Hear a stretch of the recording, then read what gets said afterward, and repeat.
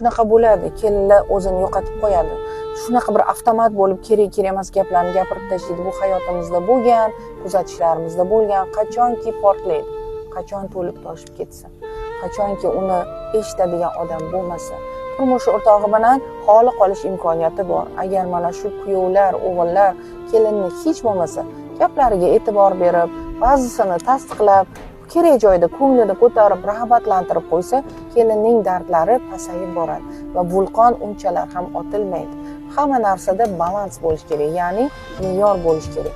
To'g'ri, boshqa xonadonga kelib, moslashib, o'rganib ketish, ularni ko'nglini olish, juda ko'p vazifalarni bajarish kelinlarga oson emas, lekin shuni bajaraman deb keladi. Kelinlar bajaryaptimi?